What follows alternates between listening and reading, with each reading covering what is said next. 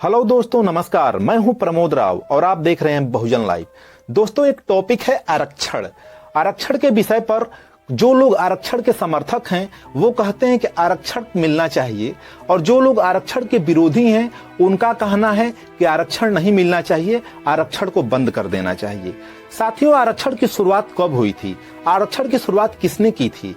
और एक सवाल आता है कि आखिर आरक्षण कब तक मिलना चाहिए। वीडियो की शुरुआत में ही एक चीज कंफर्म कर देता हूं कि आरक्षण की शुरुआत परम पूज्य बाबा साहब अम्बेडकर ने नहीं किया था।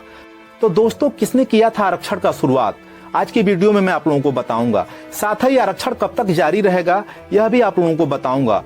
तो दोस्तों, अगर आप चैनल पर नए हैं तो चैनल को सब्सक्राइब कर लीजिएगा, वीडियो को लाइक कर दीजिएगा, साथ ही बेल आइकन की घंटी को भी दबा दीजिएगा, जिससे हमारे वीडियो की नोटिफिकेशन सबसे पहले आप लोगों को मिल सके।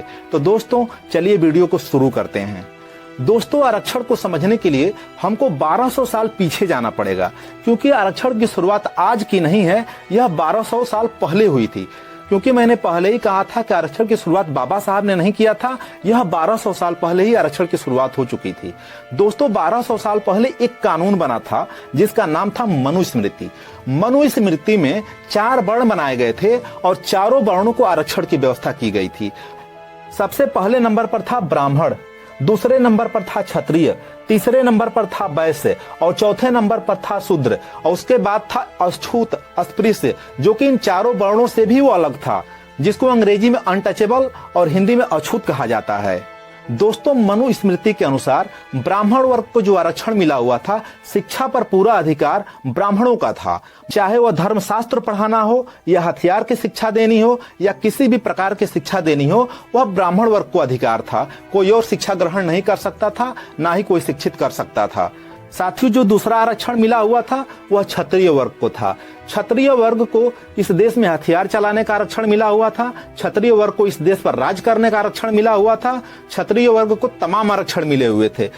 साथियों, जो तीसरा आरक्षण मिला हुआ था वह वैश्य को मिला हुआ था। वैश्य को पूरे व्यापार का आरक्षण मिला हुआ था, पूरे बिजनेस करने का आरक्षण मिला हुआ था, उसके सिवाय कोई और बिजनेस नहीं कर सकता था। साथियों, जो चौथा आरक्षण मिला हुआ था इस देश के शूद्रों को मिला हुआ था, वह मिला था मजदूरी करने का, कि शूद्र इस देश में मजदूरी कर सकता है और कोई दूसरा काम नहीं कर सकता। न तो वह व्यापार कर सकता है, न वो शिक्षा ग्रहण कर सकता है, ना ही वो कोई हथियार चला सकता है। शूद्र इस देश में लोहार का कार्य कर सकता है, कुम्हार का कार्य कर सकता है, साथ ही कपड़े धोने का कार्य कर सकता है। यानी जितनी भी मजदूरी वर्ग के कार्य आते हैं वो शूद्रों को मिला हुआ था।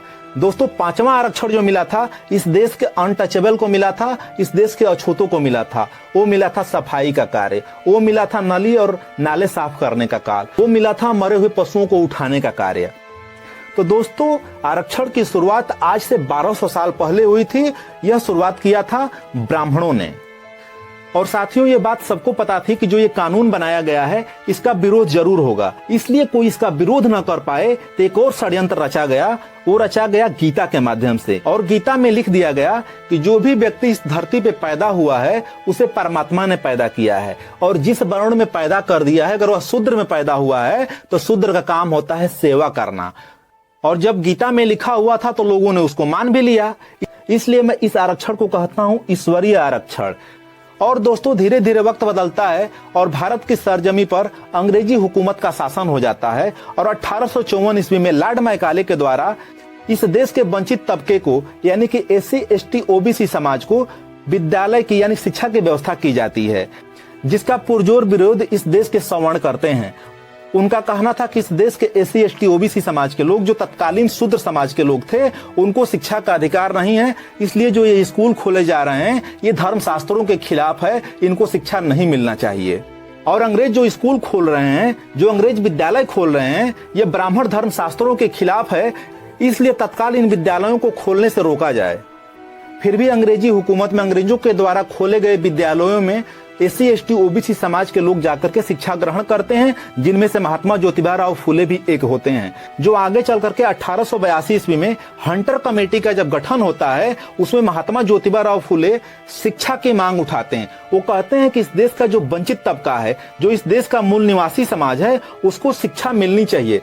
साथ ही यह आवाज उठाते हैं कि जो इस देश की सरकारी व्यवस्थाएं हैं वहां पे सरकारी नौकरियों में भी आरक्षण की व्यवस्था होनी चाहिए, जिसको आगे चल करके 1901 से 1902 1902 ईस्वी में 50% आरक्षण की व्यवस्था कोल्हापुर सियासत के महाराज छत्रपति साहू जी महाराज करते हैं और इस देश के वंचित तबके को वह पॉलिसी देते हैं, वह व्यवस्था देते हैं कि इस देश का वंचित तबका भी बराबरी कर सके।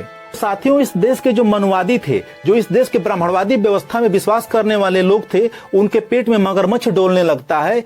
उन लोगों को यह लगता है कि हजारों वर्षों से जो आरक्षण का सुख हम भोग रहे थे, हजारों वर्षों से धन पे हमारा अधिकार था, हजारों वर्षों से मंदिरों पे हमारा अधिकार था, हजारों वर्षों से इस देश की शिक्षा पे हमारा अधिकार था, अब तो इस व्यवस्था से इस देश का जो अनटचेबल है, इस देश का जो शूद्र है, इस देश का जो अछूत है, वह लोग अब शिक्षित हो जाएंगे तो आने वाले समय में हमारी हुकूमत समाप्त हो जाएगी। इसलिए यह लोग महात्मा ज्योतिबा राव फूले का जबरदस्त विरोध करते हैं, उनके मिशन और उनके आंदोलन का जबरदस्त विरोध करते हैं। साथियों, अब एंट्री होती है परम पूज्य बाबा साहब अम्बेडकर की, क्योंकि छत्रपति साहू जी महाराज ने छात्रवृत्ति की व्यवस्था करके, आरक्षण की व्यवस्था करके परम पूज्य बाबा साहब अम्बेडकर को विदेश पढ़ने के लिए भेजते हैं। साथियों, बाबा साहब अम्बेडकर शिक्षा ग्रहण करने के बाद इस देश के सामाजिक आंदोलन से जुड़ जाते हैं और जो इस देश में 1200 साल पहले जो घटिया कानून बनाया गया था, जो मनुस्मृति बनाया गया था, जिसके हिसाब से इस देश के मूल निवासियों को पशु से भी बदतर समझा जाता था, इस देश की महिलाओं को जानवरों से भी बदतर समझा जाता था, उसी कानून को यानी दिसंबर 1927 ईस्वी को मनुस्मृति को फूंक देते हैं, उसका अंतिम संस्कार कर देते हैं और आगे चल करके उन्होंने 26 जनवरी 1949 ईस्वी को भारतीय संविधान लिख डालते हैं और उसमें आरक्षण की व्यवस्था देते हैं। और सभी लोगों को पता है कि जब तक इस देश में जाति रहेगी तब तक इस देश में ऊंच नीच छुआछूत का भाव भी रहेगा। जिस दिन जाति खत्म हो जाएगी उस दिन आरक्षण की व्यवस्था भी खत्म हो जाएगी। तो आरक्षण को अगर खत्म करना है तो जाति को खत्म कर दो, आरक्षण खत्म। लेकिन लोग जातियां खत्म नहीं करना चाहते, आरक्षण को खत्म करना चाहते हैं। लोग चाहते हैं कि ऊंच नीच भी बना रहे और आरक्षण भी खत्म हो जाए। तो ऐसा कैसे हो सकता है? तुम जाति खत्म करने को तैयार हो जाओ, हम आरक्षण तुम्हारे मुंह पर थूक देंगे। नहीं, अगर इस देश के सवर्णों को आरक्षण चाहिए तो एक काम करें कि जितनी भी व्यवस्थाएं उनके पास थी हजारों वर्षों से, वो सारी व्यवस्थाएं हमें दे दें और जो व्यवस्था हमें हजारों वर्षों से दी गई थी वो खुद ले लें और आरक्षण भी ले लें। हमें आरक्षण की कोई जरूरत नहीं है। इसके बाद भी संविधान की हत्या करते हुए ईडब्ल्यूएस आरक्षण लागू किया गया है, जो कि आर्थिक आधार पर दिया गया, जो कि बिल्कुल गलत है। क्योंकि कोई अगर चरस पी करके, गांजा पी करके और कोठे पे जाकर के अय्याशी करके गरीब हो जाएगा तो क्या उसको आरक्षण की जरूरत है? यह जो आरक्षण दिया गया था, सामाजिक आधार पर जब भेदभाव होता है, सामाजिक आधार पर जब छुआछूत होता है, सामाजिक आधार पर और जाति के आधार पर शादी विवाह होता है, इसलिए आरक्षण सामाजिक आधार पर दिया गया था, आरक्षण जाति के आधार पर दिया गया था। लेकिन विधानसभा, लोकसभा और सुप्रीम कोर्ट में बैठे हुए जज जब सभी लोग मनवादी मानसिकता के हैं तो संविधान की हत्या करने में उनको कुछ नहीं सोचना है और संविधान की हत्या करके यह लोग इस देश के सवर्णों को 10% आरक्षण दे दिए, जो कि गैर संवैधानिक है। ऐसा नहीं होना चाहिए। नहीं तो बहुत ही आसान तरीके से ईडब्ल्यूएस को समझने की परिभाषा है कि क्या कोई सवर्ण व्यक्ति गांजा पी करके, दारू पी करके, अय्याशी करके गरीब हो जाता है तो क्या उसे आरक्षण की जरूरत है? आरक्षण की जरूरत उसे नहीं है। तो साथियों, आप लोगों को यह बात आसानी से समझ में आ गई होगी कि जब तक जाति का परिधान है तब तक आरक्षण की भी व्यवस्था है। जिस दिन जाति खत्म हो जाएगी उसी दिन आरक्षण खत्म हो जाएगा।